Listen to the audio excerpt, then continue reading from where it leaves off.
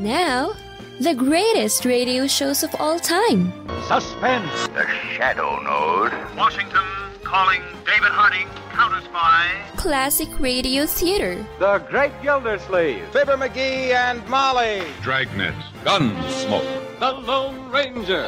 Now, step back into our time machine with your host, Wyatt Cox. Good evening, friends of the Inner Sanctum. Yes, Sydney Greenstreet, in the New Adventures of Nero-Wolfe. This episode of the New Adventures of Nero-Wolfe be originally broadcast April 6, 1951. It's entitled A Slight Case of Perjury. Ladies and gentlemen, the ringing of that phone bell brings you mystery, adventure. Nero-Wolfe's office, Archie Goodwin speaking. Just a moment, please. Hey, boss, Mr. Tom Wilcox wants an appointment. How about 1 o'clock? Archie, no appointments today. I intend to pot some dendrobium offsets. 1 o'clock will be fine, Mr. Wilcox. You see the Tom Wilcox who was acquitted yesterday of the murder of that singer, Keith Hanson? Mr. Wilcox, are you the Tom Wilcox who...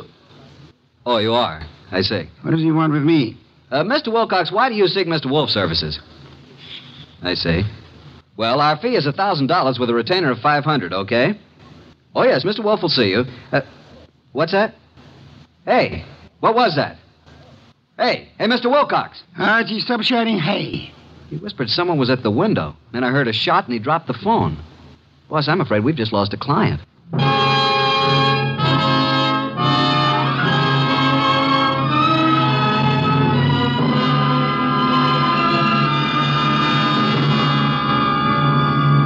Ladies and gentlemen, it's that renowned genius who is the bulkiest, most ponderous, and most brilliant detective in the world. Yes, none other than that chairborne mass of unpredictable intellect, Nero-Wolfe, created by Rex Stout, and brought to you in a new series of adventures over this NBC network in the person of Mr. Sydney Greenstreet.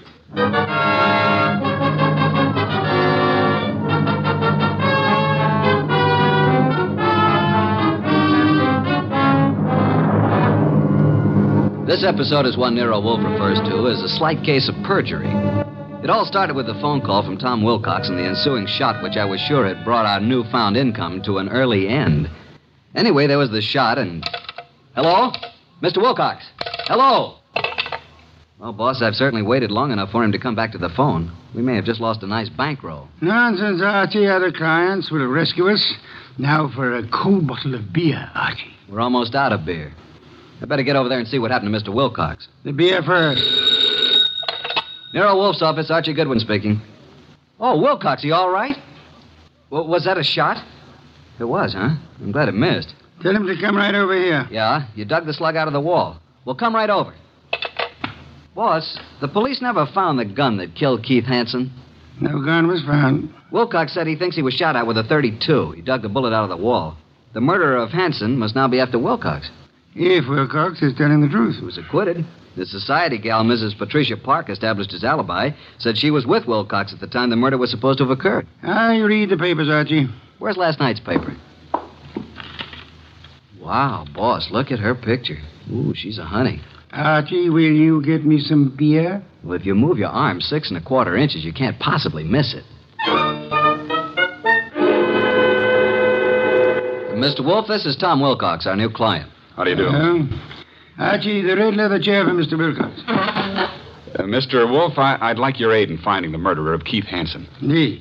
Why do you suppose you were shot at this morning? I gave a statement to the press last night, which was printed this morning, saying that I was going to seek out the killer of Keith Hanson. The killer obviously wants me stopped. Here's the bullet, a .32, I'd say. Why did you go to Keith Hanson's apartment on the day of his death? I went there to tell him to stay away from my sister. We had a fight. The manager came and stopped us. I told Hanson I'd kill him if he didn't lay off. The manager heard this. Then I went home. What time was that? About 8:30. The police claimed I returned to Hanson's apartment and shot him. I couldn't prove I was at home all night. It was going rough for me until Patricia Park testified she was with me at the time when the crime was said to have been committed. Why didn't you tell the police in the first place that this Patricia Park was with you? Well, that's the whole trouble. She wasn't. What? Her claim that she spent the hours from 9 till midnight with me was a lie. In fact, I'd never met the woman in my life. Have you contacted this Patricia since your release, Mr. Wilcox? Yes, but she refuses to see me. Archie, phone Mrs. Patricia Park and tell her that she must see you at once for her own good. Time is of the essence.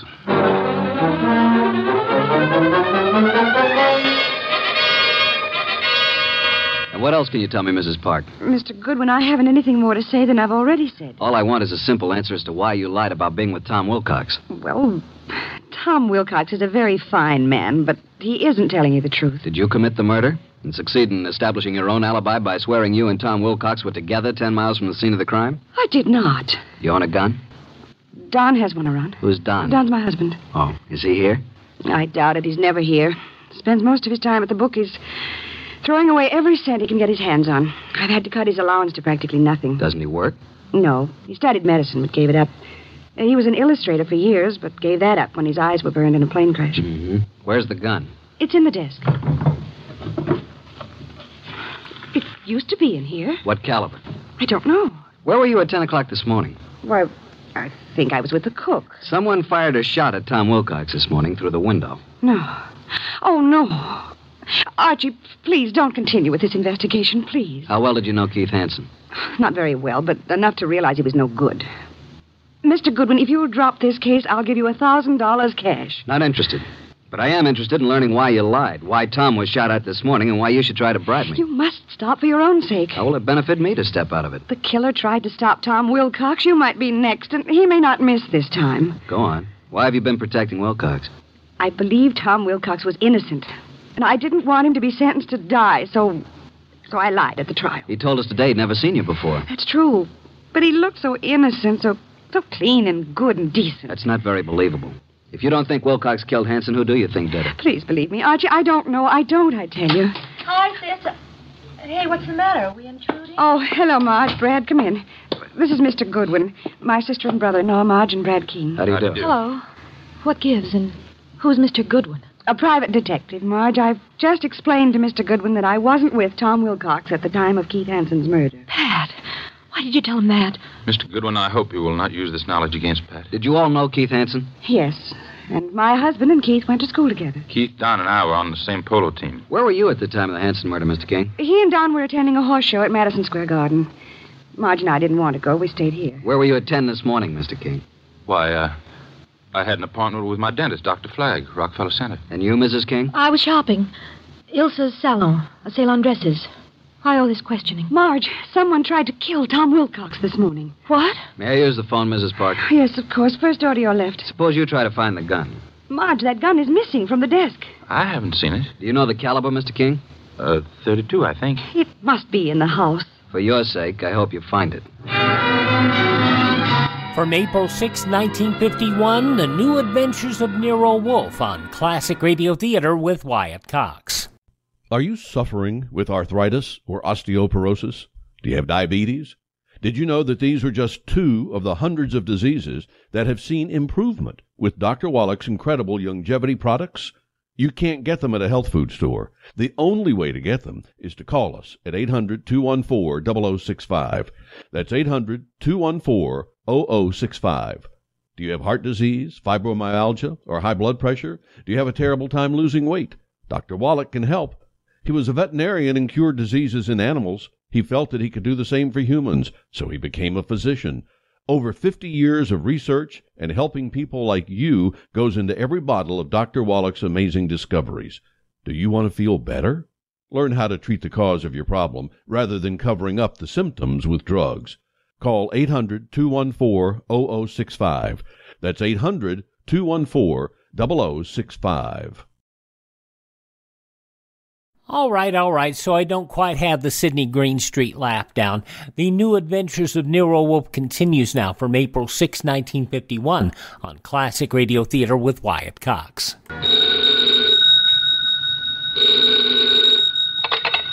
Nero-Wolfe speaking. Archie, boss. You should have reported long ago. She must be very pretty. That Park admits she lied. She claims now she was with her sister, Marge King. Marge and her husband, Brad, have alibis, and all have alibis for this morning. I'll check them before I return. Where were they the night of the Hanson murder? Well, Brad and Don Park, that's Pat's husband, were at the Madison Square Garden horse show. Pat and Marge were together here at the house. Impossible to verify the Madison Square alibi at this date. Check all the rest and come home for lunch. It's oysters, Rockefeller. Has Inspector Kramer arrived yet? He has, and left the police records on the Hanson murder. He has taken the bullet Wilcox brought to be checked at ballistics. Good. Pat had a .32 caliber gun in the desk in the library. It's now missing. Indeed. And boss, Pat just offered me $1,000 to quit the case. When I refused, she said if I didn't lay off, something might happen to me. Oh, dear me. That would be most upsetting, eh? After lunch, I want you to visit the late Keith Hanson's apartment. Bye.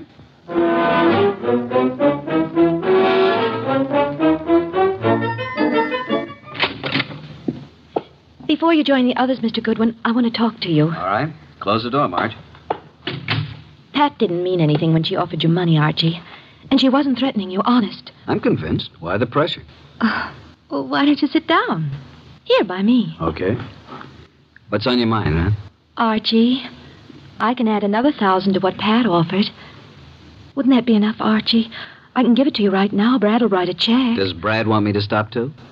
He said you couldn't be persuaded. Every one of you seems to have had a reason for killing Hanson. None of you apparently liked him. Now be a good little girl, Marge, and stop trying to act like a Delilah. If you're innocent, you have nothing to worry about. You're stuffy. I hope you do get hurt. Thanks a million. Now let's join the others. Well, Pat, did you find the gun? I can't find it anywhere. Mr. Goodwin, this is Don Park, my husband. How do you do? How are you? Have you seen the gun, Mr. Park? Not for ages. You're a detective, eh? Yeah. May I ask where you were this morning about 10? Why? Frankly, I was at my bookies. Where's that? I can't tell you, but I'll call him and you can check it. Were you and Brad together at all times during the horse show the night of Keith Hanson's murder? No.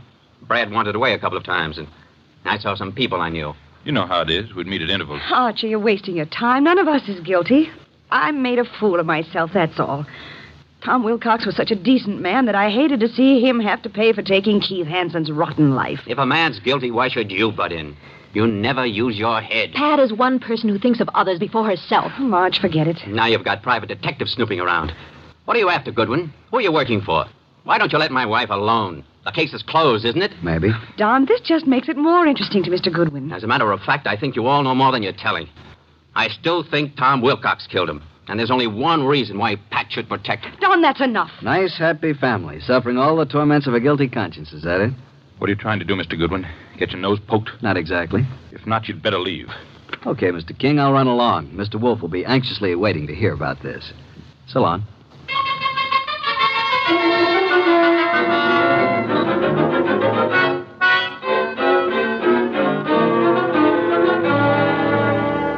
Pat Park's cook verified her alibi for 10 o'clock this morning, then. What about the other alibis? Well, Brad's dentist said that he didn't get to Brad until about 10:30. His appointments had run over. He wasn't sure if Brad was there at 10 or not. The nurse was out at that time. Marge's alibi is no good. That mob at Ilsa's, the saleswomen wouldn't have known their own mothers. Don's alibi checks if we can take the word of the bookie. Don and Pat, then, are the only ones who have alibis that checked, huh? That's right. Are these the reports Inspector Kramer brought? Hmm? Keith Hanson's body showed obvious signs of battery. Lips were swollen and lacerated, clothes disarranged. Knuckles of the right hand were skinned, nose fractured. Major contusion over the right eye. The eyes were closed. .32 caliber bullet was embedded in the left chest wall. Wow, what a battle. I am of the opinion that Hanson was battered by two different people. I think someone arrived after Wilcox was thrown out by the manager, and this someone gave Hanson another beating. Really, boss? Come, let's have dinner. Then you must get over to Hanson's apartment.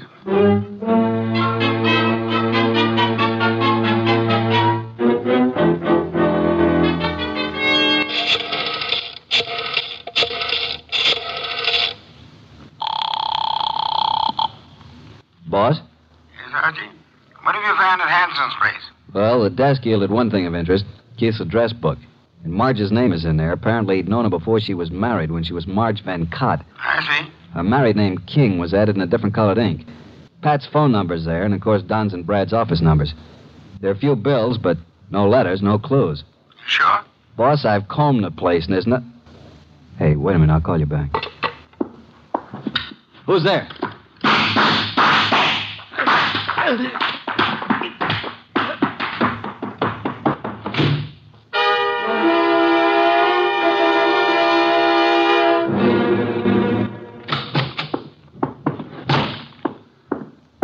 Archie, you know I dislike the banging of doors. Sign of ill breeding. Archie, what happened to you? Target for tonight, Archie Goodwin. Your forehead's bleeding. You better have Fritz fix it. Well, my head can wait. Some guy certainly surprised me at Hanson's. Creased me on the forehead. Good thing I snapped off the lights. He emptied his gun at me. We scuffled and he got away. And then I dug his slug out of a chair. I think it's a .32. But look at this, boss. A little round piece of glass. Found it on the floor. It's very small, very smooth, and concavo-convex in shape. Half an inch diameter. Watch crystal? Don't think so. The edges are too smoothly ground. I'll examine it under a magnifying glass. I'll get it, boss. Oh, hi, Tom. Come in. It's Mr. Wilcox, boss. Archie, hey, what's happened to you? Somebody tried to scalp me. Good evening, Mr. Wilcox. The red leather chair, Tom. Archie, please finish your report.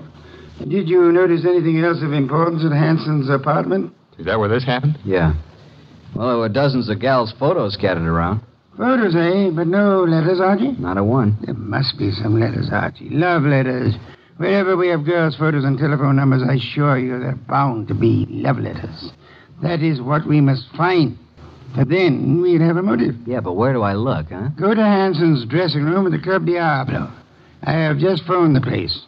A female singer is substituting for Hanson, but she won't arrive until supper hour. Mr. Wilcox, accompany Mr. Goodwin, if you please. Keep your eyes open. I need the boy. Then you do love me, boss? Come on, Tom. Let's look at this Club Diablo.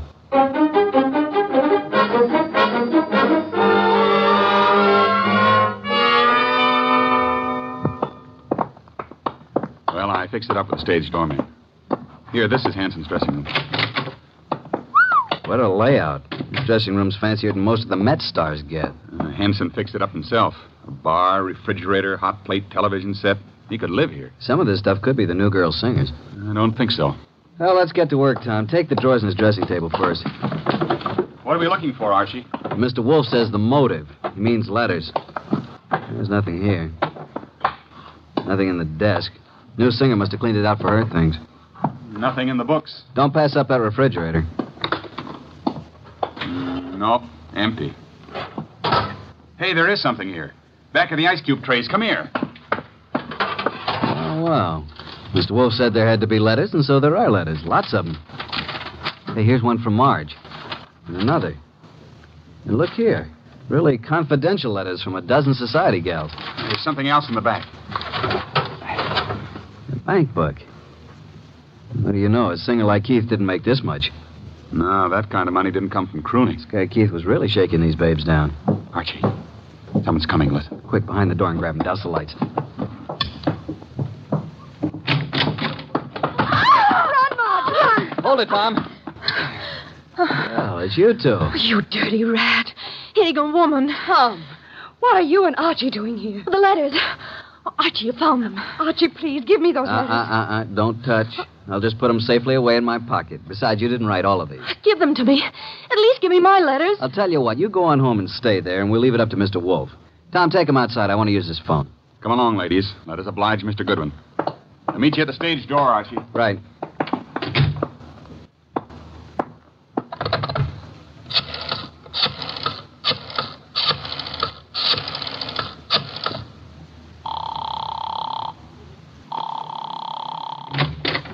Hey, the lights. Who's there?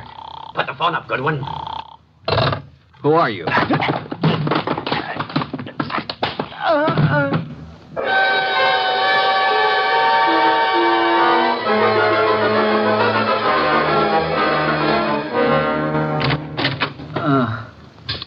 Archie, what happened? Are you hurt? Here, let me help you. I'm all right. I guess. Ooh, my head. Did you see anybody? No, I didn't. I shouldn't have left you. Turn out the lights before I saw him. He whispered. Got away with all the evidence. Where are the girls? I sent them home in a cab. Well, let's get over to Mr. Wolfe. This is tough luck. But if I'm not mistaken, his next move will be to have a little get-together with all concerned. Come on.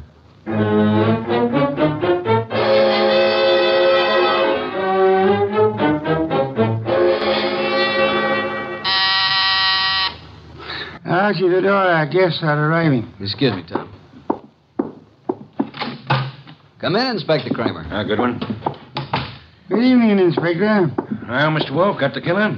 You said you'd hand him over to me this evening. In time, Inspector. You know Tom Wilcox, of course. Mr. Wilcox. Inspector. What about the ballistics report, Inspector? The bullet was shot from the same gun that killed Hanson. And that gun, I am certain, came from the home of Pat and Don Parks.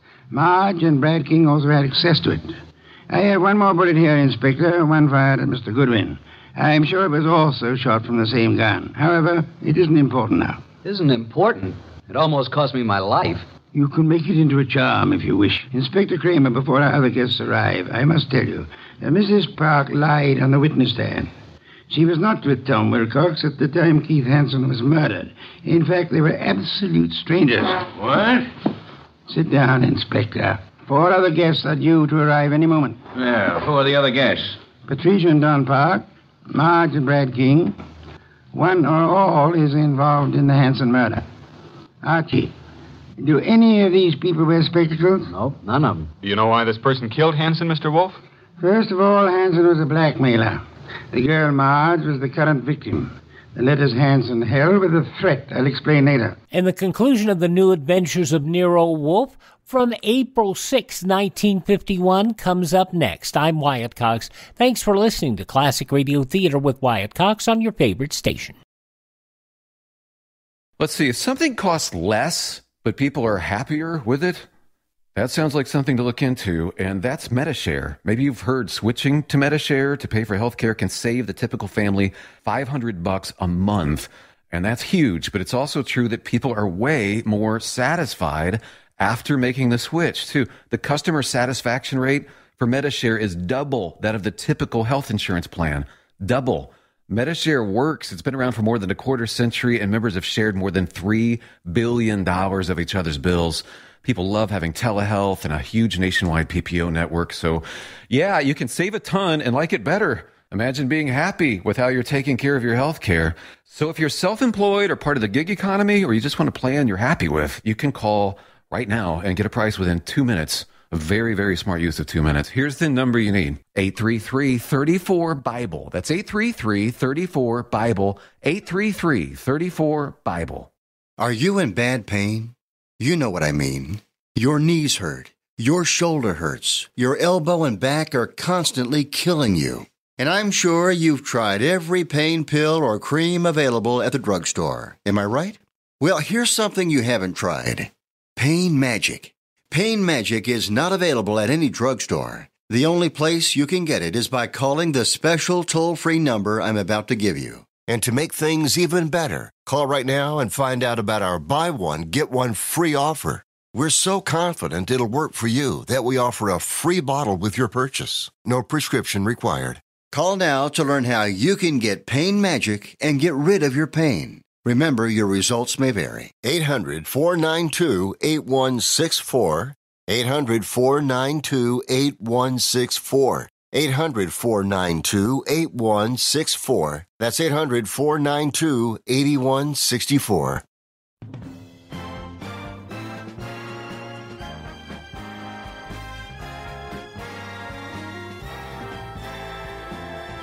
Now on Classic Radio Theater with Wyatt Cox, the conclusion of the New Adventures of Nero-Wolfe from April 6th, 1951. Well, then Pat must have thought that Marge killed Hanson to get the letters, and she lied on the stand to save Tom's life because she believed Tom was innocent. Where's this Marge King? I'll have her picked up. Sit down, Inspector. Archie, I believe our guests are arriving now. Come in, come in. Hello. How are you? Good evening. Archie, chairs. Inspector Kramer, Patricia and Don Park, Marge and Brad King, and this is Tom Wilcox. We met at the Club Diablo this afternoon. All right, Mr. Wolfe, which one is it? Patience, Inspector. One of these 5 people is the murderer of Keith Hanson, a killer. What is this nonsense? Please sit down. Mr. Wolfe speaking. Go ahead, boss. Any one of you had sufficient motive to have committed the Hanson murder. Not one of you has established a bona fide alibi. You who are actually innocent must tell the truth, or you shall all suffer as accessories after the fact. Mr. Wolfe, you're wasting your time. Marge, several years ago, you were secretly married to Keith Hanson. It lasted but 1 week. You gave Keith the money to get a divorce from you at Mexico. He didn't, which made you a bigamist when you married Brad. Keith was all set to blackmail you. He knew your husband, Brad, was wealthy. Marge, is this true? Yes. Oh, please, Brad, I thought he got the divorce. If I'd known that, I would have killed Hanson myself. Maybe you did kill him. One moment, Inspector. Patricia, you lied on the stand to protect Tom Wilcox here because you believed your sister Marge was guilty of Hanson's murder. Why did you believe her guilty? Were you at the scene of the crime? Marge, it's time to tell the truth and clear all this up. You won't be satisfied until you're in jail. Will you shut up? Quiet, please. Go ahead, Marge. All right. Keith Hanson was shot from the bedroom while I stood talking to him in the living room. You went there to buy back your letters? Yes, Pat drove me to his apartment. There was no place to park, so she said she'd drive around the block until I came out. That's why she's never been sure whether I killed him or not. That's right. Because I feel I might have shot him if I'd been in your place. Because of what Hanson did. What was it he did? Keith Hanson demanded $10,000 in exchange for the letters. Pat loaned me the money, so Brad wouldn't know. What?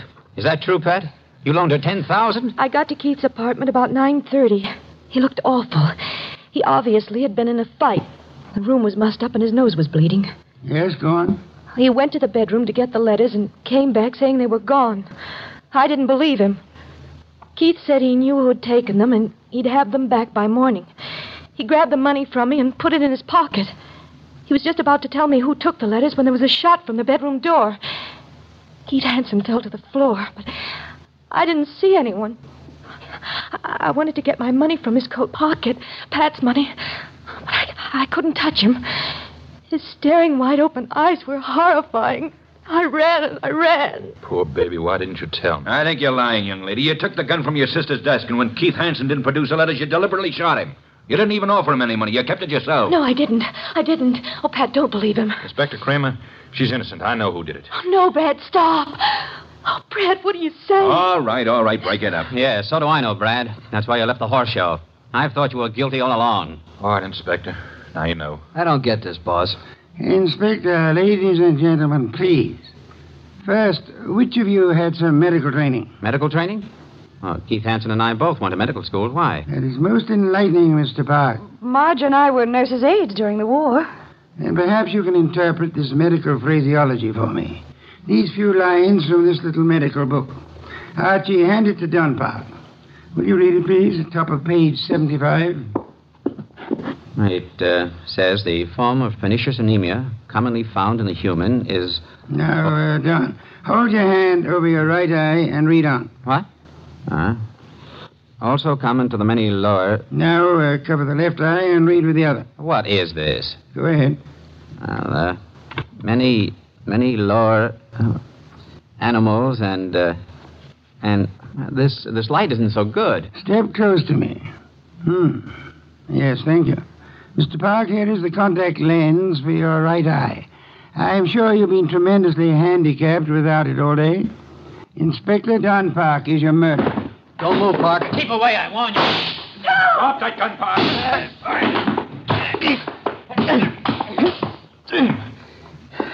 Well, I got his gun. There you are, Inspector. He's all yours now. Okay, come on. Okay, Goodwin. But I'll get out of this. You trapped yourself, Don, by your contact lens. It dropped from your eye during the scuffle with Archie in the Hanson apartment this afternoon. And the gun Archie just took from you is undoubtedly the murder weapon. And the gun that fired the bullets at Wilcox and Archie today. Hey, Tom, are you all right? There's blood on the side of your head. I just grazed my scalp. You and I must have hard heads. Well, that's that. Thanks so much, Inspector, for dropping in. Come again, won't you?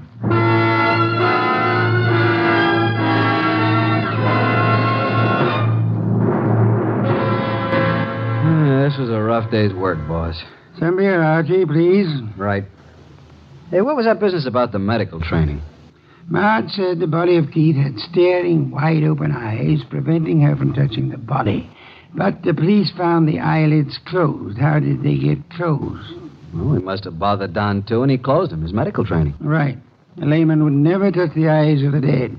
Marge couldn't, not even to get back the $10,000. Here's your beer.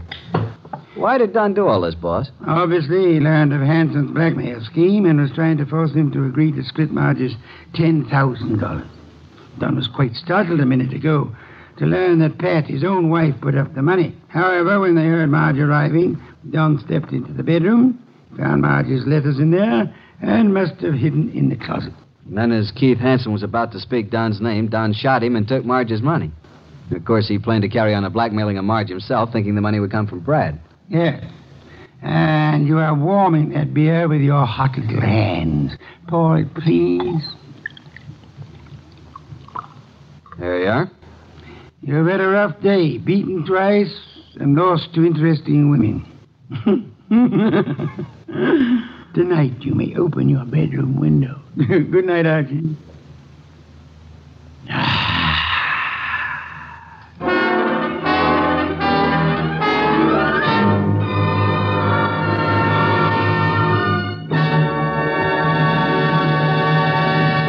You have been listening to The New Adventures of Nero Wolfe, starring Sydney Greenstreet.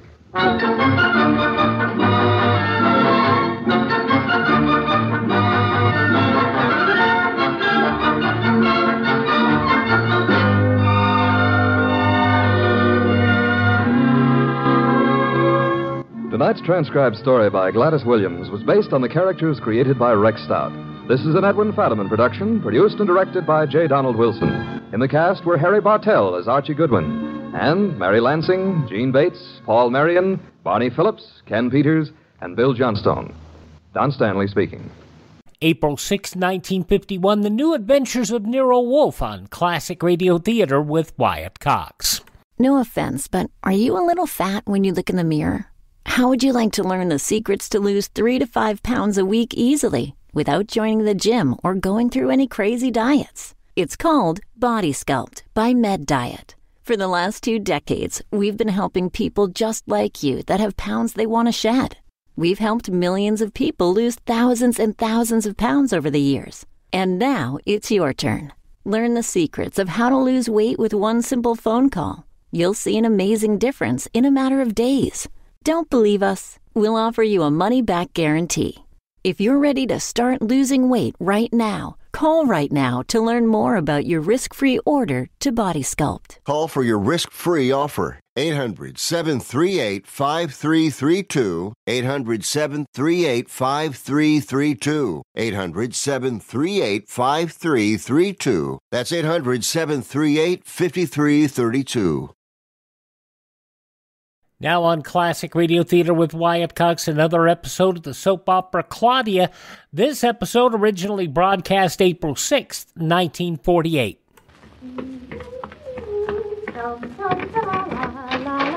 Hello. Oh, blasted, I've disconnected myself again. Hello. Is there an architect in the house? Hello. There are 2 architects in the house, and that's all there are. Why, Roger, you're sitting at the switchboard again. I certainly am. Where's Lottie? Lottie is home taking care of her mother, who has a bad cold in her chest. Oh. Is David here? David certainly is here. Hello, David. I'm here, too. A fine thing. Isn't a man's office sacred anymore? Well, if you're not glad to see me, Roger and I will walk right out and leave you here with the switchboard on your lap. Who says I'm not glad to see you? Nobody says. And I am delighted to see you, Claudia. Take off your coat, madame. Mm-hmm. What kind of a freight terminal do you want us to build for you? Now, sit down. Have a cigar. Oh, I don't smoke cigars. Gave it up last week. I thought you seemed different. Your face looks absolutely empty. That's a nice way to talk to a prospective customer. No wonder you've only got 1 freight terminal to build. 1 is more than enough. If only Carrington would come to New York, our 1 would be underway immediately. Instead, he only phones, and things are endlessly delayed now. We're expecting to hear from him any minute. That's awful. What's awful about it? Well, I was hoping you'd come and look at wallpapers with me. That's why I'm downtown. What, do we want with wallpaper? For the house in the country. We hardly have a wall. That is the trouble with architects. No imagination. No imagination, eh? I suppose you've imagined something better than we have. I certainly have. Have you ever seen how hard it is to put wallpaper on a wall? My new system does away with all that. David, we should listen to this very carefully. Occasionally, good ideas come from highly improbable places. All right. Let's hear it. What is the Claudia Brown Naughton system? I put up the wallpaper first, then paste the wall onto the back of it. Darling, it is visionary. What do you think of it, Roger? It is probably the greatest idea since the invention of the skyhook for hanging roofs. Oh, yes. It's got striped paint, beat a mile. You two sound like a vaudeville team. Darling, can you come and look at the wallpapers with me? Well, I'd love to, but you see, Roger has to go to the bank, and we're expecting a call from Carrington, and somebody has to stay here to answer the phone. If I leave right now, you'll be able to get away sooner. See you very soon. Goodbye. I'll only be a few minutes. Goodbye, Roger. Say, David, the wallpaper place is right across the street. We'll go just as soon as Roger's back. In fact, we can go just as soon as Carrington calls. Good. I wish I could get him to come to New York. That's the only way we'll really get things ironed out. Oh, there he is now. Kelly and Norton, good morning. Give me that telephone. Mr. Norton, who is calling, please? Hand over that telephone. Mr. Kelly. One moment, please, Mr. Kelly. I'll see if Mr. Norton is in. Mr. Kelly. You don't say. I don't know what he wants. Hello. Hello, Kelly. What's on your mind? The bid. What bid? It's due today? Well, I'll rush it right down there myself. Yeah, thanks, Kelly, for reminding me. What bid, David? We're bidding on a school job with Kelly, and now it looks like I'm going to have to rush it right down to the board. Would you like me to stay here? I'll talk to Mr. Carrington. Well, I hate to ask you to, but I think I wish you would. I don't mind, darling, if it'll help you out. Besides which, Mr. Carrington's a very nice man. We always have lots to talk about.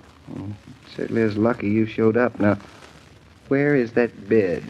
I think it's over here on this desk. Look at all the mess on that desk. Honestly, Lottie isn't here for one day, and this place looks like... Well, it looks like an office with two men in it. I was sure I left it over here. I'll help you find it. What does a bid look like? It looks like an envelope. That's what it is, an envelope. Well, there are a dozen envelopes here. You sure it isn't one of these? It isn't. I looked. David, look at all the things you have on these desks. Newspapers and blueprints. What are these things? Specifications. Never mind them now. And look at all these advertisements and calendars. Don't you people ever throw anything away? Lottie's the admiral in charge of throwing things away around Would here. you like me to clean this mess up while you've gone? You can do anything you like when I'm gone. Only help me find that bid now. You sure it isn't one of these envelopes? I am positive. What's that one you have in your hand? It's one of the envelopes. Well, where did it come from? It wasn't there a minute ago. That's the bid, darling. Fancy, fancy. Now, give it to me. I haven't much time. Mr. Find It All? How long will you be gone? Oh, half hour at the most. The board is right near here. So long, I'd better hurry. Goodbye. Oh, David. Now what? Wait for the traffic lights. Yeah, I will.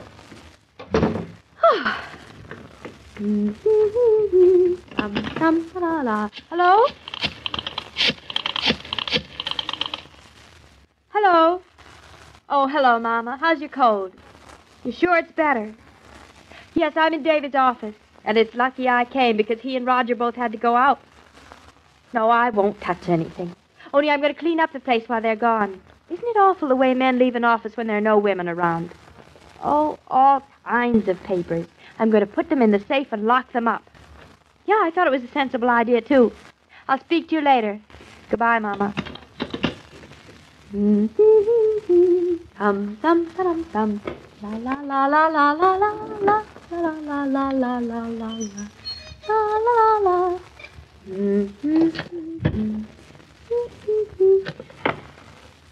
Now, I think I'll take a newspaper and do a crossword puzzle. One horizontal, 6-letter word meaning South American tree. Oh, for heaven's sakes. One vertical, Siamese coin. 97 horizontal, Turkish nobleman beginning with E, 4 letters. Let's see now. This is the most foreign puzzle. Hello. Hello, Roger. You're back quickly. Only 20 minutes. Where's David? Did Carrington call? He hasn't called yet. David had to take a bid someplace. A bid? Yeah. Oh, you must mean a school job bid. Oh, I thought that wasn't due till tomorrow. That's what David thought, too. But Mr. Kelly called up, and David had to go rushing out. Well, it's a lucky thing you were here. Roger. Hmm? Do you notice anything different? Different? Oh, yes. All those papers. You cleaned them all up. That was nice of you, Claudia. It certainly makes a difference, doesn't it? A wide expanse of desktop. What's Mr. Carrington going to call you about? You never did tell me. Well, we hope it's for a last-minute checkup on the specifications. Oh? He's just about ready to put the freight terminal out for bidding. Mm-hmm. Hello, everybody. Did Carrington call? No, not yet. Did you win? Win what? Win the bid, of course. We don't know yet. Well, if you don't know yet, then what was the big hurry? Roger, you explain it to her, will you, while we try to figure out why Carrington hasn't called yet. Well, what time is it? Let's see, I have 1:15. 1:15. Well, it's an hour earlier in Chicago. We mustn't forget that. David, you didn't even say thanks for how nice your office looks. Well, it looks empty. Is that all the thanks I get? Oh, that's Carrington now. Do you want to talk to him, or shall I? No. You go ahead. You go ahead. Hello? Yes, this is Killian and Norton. Chicago calling? Yes, I'll take it myself. It must be Carrington. Now, you talk to him, David, while I find specifications. Now, they must be here somewhere. Fine, no. Hello? Yes, this is Mr. Norton. Yes, I'll speak to Mr. Carrington. Oh, hello, Mr. Carrington. David, do you have those papers? Excuse me a moment, Mr. Carrington. Haven't you got them? I think they're here on the table. Claudia, where did you put the specifications that were on the table? I'm sorry, Mr. Carrington. I'll be with you in just a moment. I cleaned up everything and put everything in the safe. Oh, no. You locked it. I don't know the combination. Do you, David? Me? I thought you did. I keep it written down, but I keep it in the safe. Oh, well, try something. Try anything. Come over here and help me, David. Claudia, here. You take the phone and start talking. What about? Please. Here. You had to clean the office. 1 moment, please. I think. Yeah. It starts with 75 3 times to the left. To the left? I thought it was to the right. That's this way. Yeah. Hello, Mr. Carrington. This is Claudia Norton. Yes. Well, you must come to New York, Mr. Carrington. It doesn't open. Claudia, keep talking. I'm sure it goes to the left. 75. Oh? 75. Yes, Mr. Carrington. Wait a minute, you passed it. You've got to pass the number. That's the secret of it. Well, we'd love to see you again, Mr. Carrington.